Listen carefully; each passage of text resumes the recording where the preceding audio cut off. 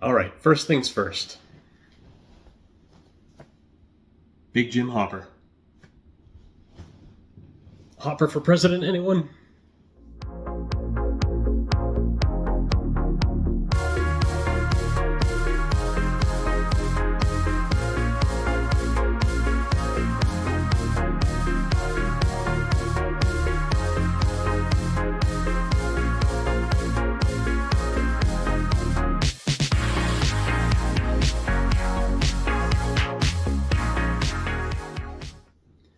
As I mentioned in my last video, I've got a few new comics that I picked up with baseball covers.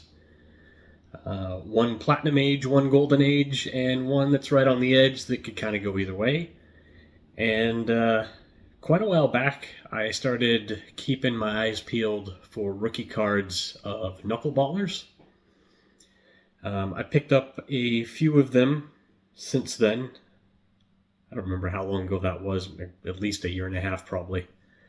I've always really liked knuckleball pitchers. The art of pitching and being able to remove all of the spin completely from the ball has always fascinated me. Playing catch as a kid and even playing catch with my kids in later years, it was always fun to see if we could throw knuckleballs. You know, if we can get that perfect knuckleball with no spin whatsoever. It's just always fascinated me how there's so few of them at any given point in time. I realized at some point pretty quickly that I didn't know a lot about a lot of the especially older knuckleballers. The more recent ones I was certainly familiar with. We'll start out with the baseball card stuff and save the comic stuff to the end. You know, those of you that don't care about the comics can just quit watching at that point, I guess. I've got the 52 Topps Hoyt Wilhelm that I've shown before. I didn't put that one in this pile, I guess, because I've already shown it, but that one, I guess, counts. In chronological order here so far, I've got a really attractive copy of the 1939 Play Ball Dutch Leonard. This is an awesome card. I absolutely love this card. And normally I like cards from sets that have a lot of good color. But some of the black and white cards really do it for me, and this is one of them. It's got writing around the borders here. Looks like someone just took some baseball related notes on it.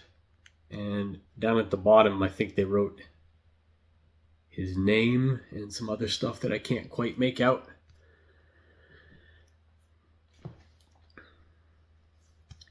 Next up, we've got a couple from the 1949 Bowman set.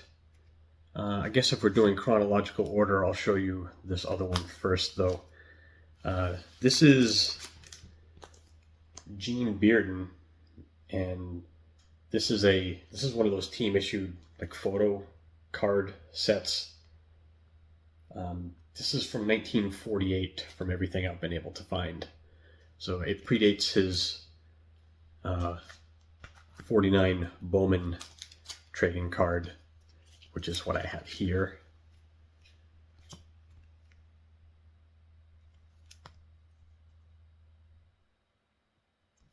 I don't have a lot of these early Bowmans. I think the only other one I have from this set, other than these two Knuckleballers, is the Eddie Stanky. And this is Mickey Hafner.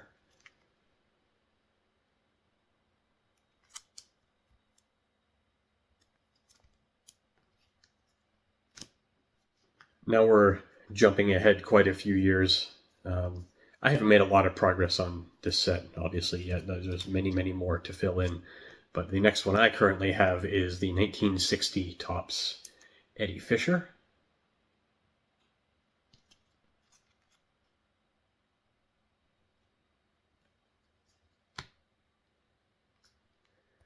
Then 1964 Topps Wilbur Wood. Love the 64 tops, especially the backs.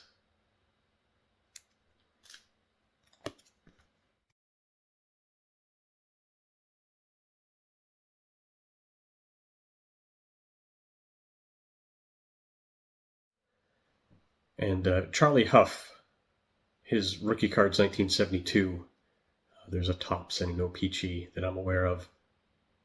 He's about when I started to keep track of the Knuckleballers. Obviously a significant name and a legend in my opinion. This is the 1972 O-Pee-Chee. I think is a very nice example. It's pretty brutal to try to find a very well-centered one, but I think this one's fine. And the quality of the cuts on a lot of the O-Pee-Chees is really, really poor. So I liked that this one was relatively clean on the edges too. And another quantum leap forward here, 97 Bowman Chrome, R.A. Dickey.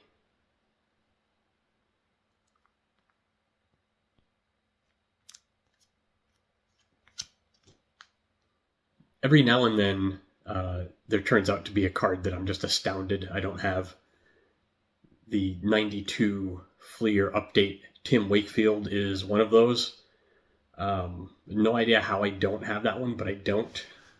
There aren't a lot of knuckleballers in the Hall of Fame, so it does make collecting these cards on a budget a little bit easier. Now, when you get back to Hoyt Wilhelm's kind of an exception, I guess. But when you get back, certainly to the pre-war stuff, they can still be a little pricey for sure, and difficult to find in some cases. But this is a really fun project so far, being able to kind of toggle between the post-war stuff that's pretty inexpensive in most cases, and then every now and then picking up one of the older, more expensive cards. On to the comics. What order am I going to do these in? Let's do... this is a tough one. Let's do the one that's right on the edge first. So this is... I got 3 of them to show. This one's right in the middle as far as age. So if Action Comics #1 is the boundary for where the Platinum Age ended, the Golden Age began, then this is kind of right there. The cover date of Action Comics #1 was June of 1938, but it was actually published in April of 1938. The cover date of this one is May 1938. And this is King Comics #26. With, of course, Popeye on the front. Pitching from the look of it. I love the colors on this cover. And of course, Popeye's a pretty popular character, especially back in the day. I haven't really looked inside this book too much. Since it's a raw copy, I can take it out and flip through it, I guess. And I went through it just to make sure it was complete and everything, but I am going to go through it and actually read some of it. It's got this this taped spine, which, I mean, it made the book very inexpensive, and I very much appreciate that whoever did it did a nice, neat job, because it still does present very well. I don't know who did the cover art for this. It almost looks like the signature says Musial down here, but I'm not sure who that would be. Which one next? The Golden Age or the Platinum Age? Let's show the Golden Age book next. This is one that's a superhero book with a baseball cover. And it's one I mentioned, I think, in my first video about this comic collection. This is Sensation Comics number 58 with a gorgeous H.G. Peter Wonder Woman cover. So, back in the day, Wonder Woman had a sidekick, and that's her sidekick there, Etta Candy. I was reading about H.G. Peter recently, and didn't realize it until then, but he did for every Wonder Woman title that there was, so the Sensation Comics and Wonder Woman, which ran concurrently, he did every cover from Sensation Comics number 1 through 1949, I think it was. I've seen criticisms of his art that it's, what were the words that were used? Stiff and naive, I believe, are the words that were used. And I don't know exactly if I agree with that.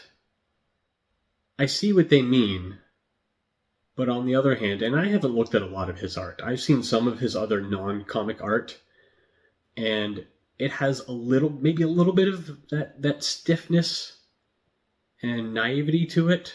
I won't even say that. I don't see any naivety at all in his other work that I've seen. A little bit of the stiffness. I think that his art on the Wonder Woman books is more intentional than some people realize. I think that whether it was intentional or not, it's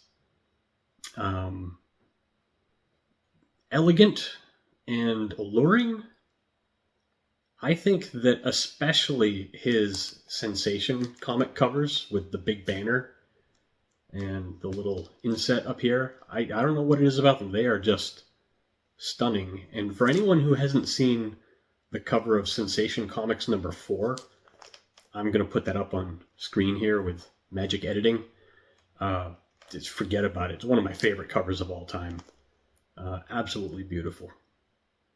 So I love these H.G. Peter covers.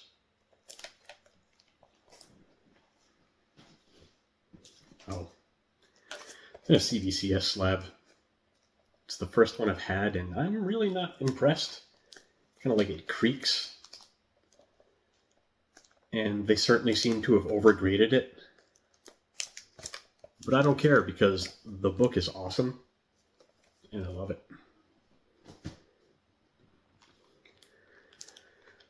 The Platinum Age book. This one's just in a bag right now because it's bigger than like normal Golden Age books. It won't fit in even the oversized Golden Age bags that I have. This is Famous Funnies number 22. This is from 1936.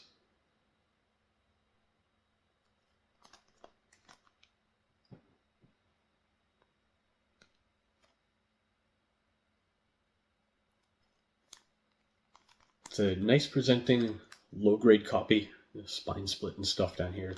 The spine split and the surface defects are definitely its main issues. It's pretty dirty, but it also has a lot of creasing and a lot of ink rubbed off, especially back here in the black. But you know, I think it's a great copy. And it presents very well. And for a book this old, gotta take what you can get, especially for the price. Like this and that King Comics, they were like not expensive books. You know, people spend way more on modern books that there's a gazillion of. The Sensation Comics, it's tougher to find a deal on those, but again, like I mentioned in a previous video, one of the nice things about this baseball cover comic project is that a lot of the books, especially these cartoony ones, Even though they're very old and can be difficult to find, they're usually not very expensive. Not sure yet what I will show next time. One of the things I'll show next time is some of the books, just regular books, not comic books, that I have. I guess you could call a collection.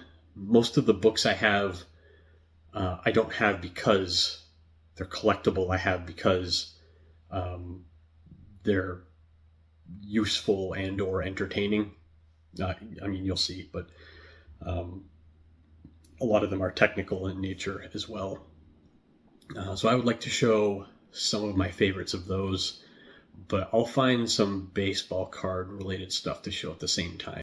So let me know what you think of the baseball cover comics that I just picked up, and what you think of the Knuckleballer rookie card project. Until next time, thanks for watching.